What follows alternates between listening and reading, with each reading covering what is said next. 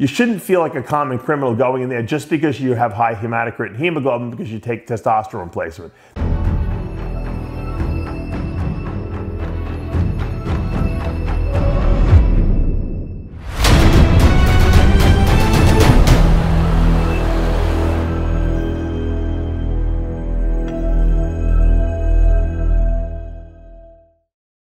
I created Species Nutrition with one mission in mind: to provide bodybuilders and serious athletes with no-nonsense supplements that work. I put my name and reputation on every bottle of Species Nutrition products. If you want to be your absolute best, join the evolution.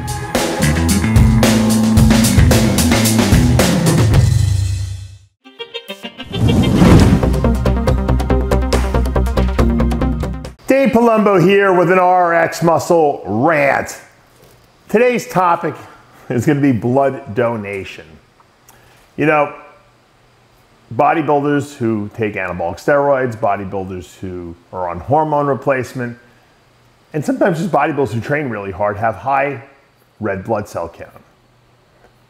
Bodybuilding itself, taking anabolics, just taking even a very low dose of testosterone as hormone replacement will stimulate the bone marrow to produce more red blood cells, which when you're in your 20s and 30s is probably a good idea. It's nice, right? You have more red blood cells, more hemoglobin, which is what carries the oxygen inside the red blood cell. If you have more red blood cells and more oxygen carrying capacity, you're going to be able to train harder, you're going to be able to train longer, you're going to be able to oxygenate your body and your muscles better. So, you know, when you're, like I said, when you're young, it's great. As you get older, you know, you don't want so many red blood cells in your body. Sometimes it can cause your blood pressure to be a little high. Some people, you know, feel fatigue. Some people just have a higher incidence of blood clotting, you know, when that happens because the blood is thicker, especially if you get dehydrated real easily.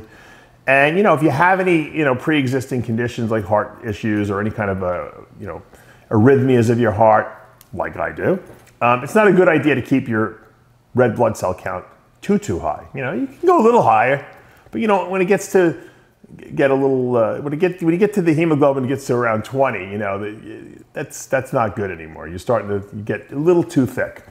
And like I said, because of the fact that it can cause arrhythmias and it can cause clots and stuff like that, it's probably not a good idea when you're, you know, over the age of 40 to have your blood that thick. So what do you do when your blood is too thick? Well, most people say, well, you know, go donate blood, right? Because, hey, if I got all this extra blood in my body, I'd like to give it to a good cause. So you go to the blood bank and you go in there and all of a sudden they give you this litany of forms to fill out. And nowadays they give you an iPad and they have all 6,000 questions to answer. These questions are the most ridiculous questions of all time. I mean, they're obviously important, but some of them are nonsensical. I mean, have you had sex with a four-legged animal in the last 30 days? And if you farted in the last 30 minutes, you can't give blood. I mean, you have to lie. They basically turn you into a liar. You go to give blood, you try to go do a good deed, but if you say yes to anything, they won't take your blood. Anything. And then if your hemoglobin, hematocrit are too high, they won't take your blood.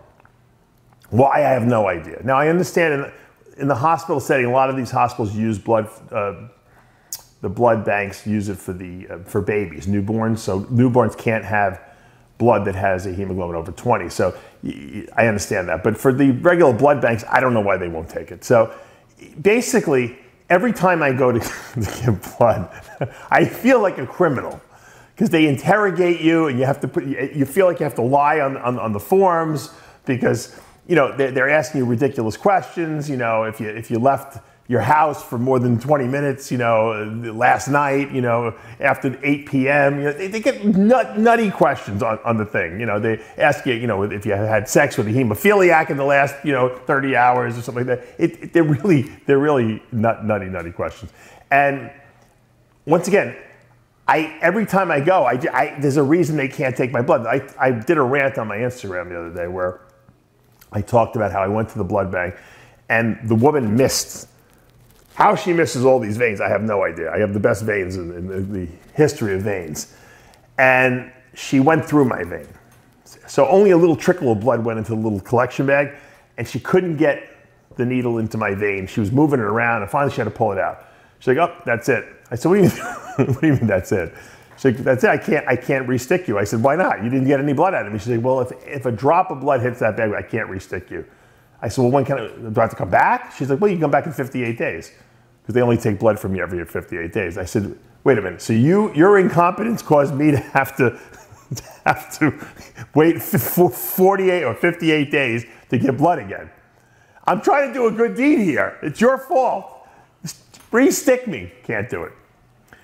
So, so I had to leave. Once again, feeling, it's weird because you go in there and you feel like you've done something wrong. And you're supposed to be doing a good deed. I'm donating my blood for the survival of someone who needs that blood. And they're, especially after hurricanes down here, they always have an increased need for blood. They do all these drives and stuff like that. They give you free gifts and everything like that because they really need blood. And so here I am trying to do a good deed, and I feel like a criminal. They're asking me questions. I feel like I'm not telling the truth, and I feel like I'm going to get in trouble. And then they tell me I can't take your blood, and they send you home. And I know a lot of you guys have gone through this because you guys have contacted me and said, yeah, I went to give blood. They told me my hemoglobin was too high. They wouldn't take it. Or I went to give blood and I was on antibiotics 3 weeks ago. They said, you can't do it. I said it's unbelievable. And the people at the blood bank will actually tell you, make sure you don't say you're doing anything, because if you do, they won't take the blood. So the process is really weird. And I got sick of trying to sneak into the blood bank and sneakily give my blood. If you don't want my blood, I'm not giving it to you.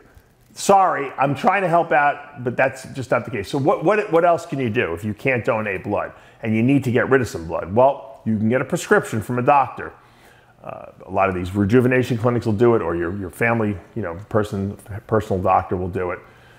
And they'll write you a prescription, and then you can take the prescription and you can go to either a blood bank, or you can go to, like, I went to Cape Coral Hospital. I go in there, I give them the script, and they're like, oh, no, you have to fill out this 400-page form the doctor has to fill out as to why you need this. I said, I have too many red blood cells. That's why I have to get rid of it. It's pretty obvious. That's why I'm taking out 2 pints of blood. She's like, no. Then you got to register at the front desk because it's an admission, technically. I said, yeah, but you're just taking my blood. I'm not getting surgery. No, so this process was, I couldn't do it. So it was too much. So I left. And this is about the fifth attempt I made to give blood in the last 2 weeks. So next thing I do, I said, I'm going to go back to the place that messed up taking my blood, because they're a lot easier, right? Because I can just give them the script and they can do it. So I go in there and they're like,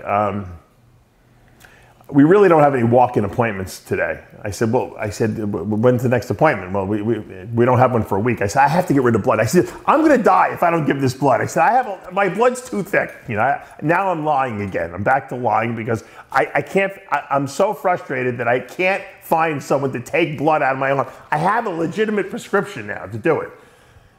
And once you give them a prescription to phlebotomize blood, which is to take blood out of your body, you can never donate blood again at that place. Did you know that? That's another rule. So once you've been prescribed by a doctor the need to remove your blood because you have too much, you could never donate blood. So now my blood at this place I go to is been deemed disposable. It has to be disposed of. It cannot ever be used for helping other people who need my blood, because I'm using a prescription. And even if I only use it once and I want to come back in a month, say, and donate blood, they won't take it. So I'm like, fine, I don't care. You know what? At this point, I don't want to give my blood to anyone, because you know what? They obviously don't want my blood. They got 6,000 questions. I feel like a criminal answering these questions. I just want them to take some blood out of my arm at this point. So I sit in the chair, and who comes up to the chair but the same woman who messed up the last? I said, listen. I said, you seem like a very nice woman. I said, she's like, you want me to have someone else draw it? I said, yeah. She remembered my little tirade I went on last time. So she gets the woman who runs the whole clinic. She comes over and does my thing. Meanwhile, there's another guy from the gym who's in the other chair, and he's getting nervous now because he's like, is this your first time? He says to the other woman. And she's like, no, I've been doing this. I've never had a problem. And I'm thinking, oh my God, don't open your mouth. Don't say it. Because if you say if you say it, they're going to hate you. They're never going to let you in this place again. Thank God they're at least taking my blood. So sure enough, I don't say a word. She does his. He was fine. The other woman does mine. They finally take my blood. Now, my hemoglobin was 19.6. 1 pint of blood is not enough, but I have a prescription now where I can go every 4 weeks and give a pint of blood. So I'm hoping within three months, maybe, I'll be down to normal.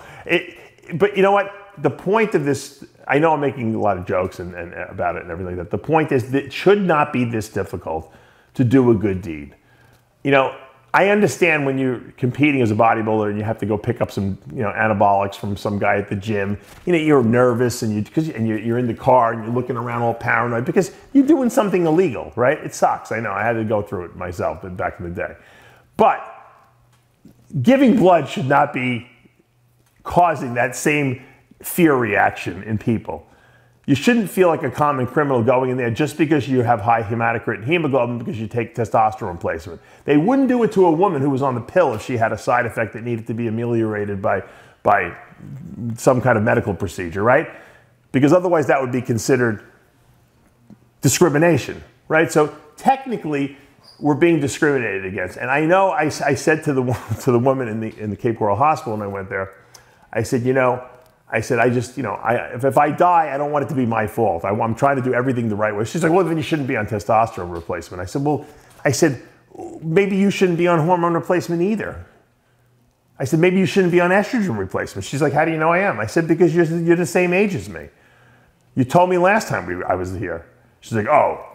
I said, so, I mean, what does that mean? I said, what does that mean? So in other words, if you're trying to do something to stay younger, be healthier, you shouldn't follow up and do, get rid of blood if you have too much blood in your body, or you shouldn't try to, take a blood pressure medication if your blood pressure is high.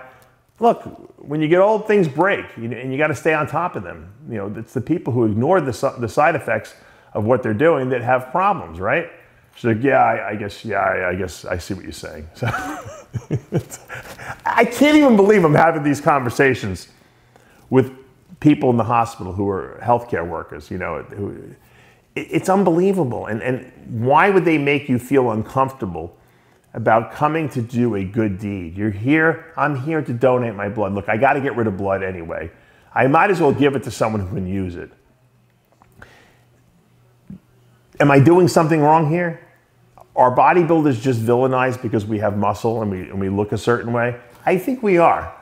It's a shame that, that people look at us as though we're like some kind of alien creature from another planet and that we're doing something wrong just because we look good and we're not overweight or we're not, skinny or we're not average.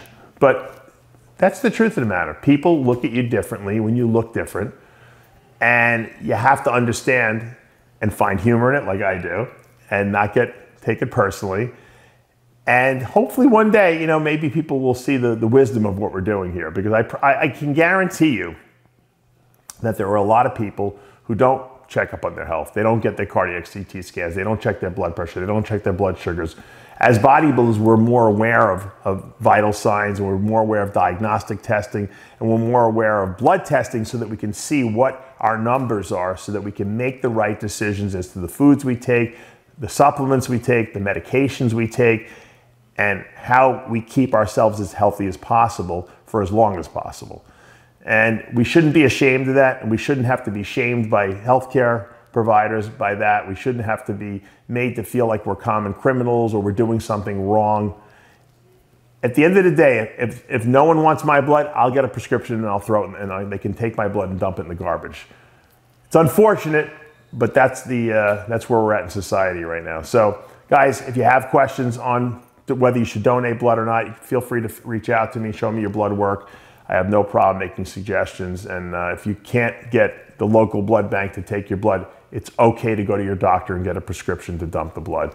Because rather than the alternative to have super thick blood and potentially risk clotting, that's unacceptable. We don't want to see anyone get harmed, and we don't want to see anyone have any, blockages in any major arteries that lead to, serious injury or death.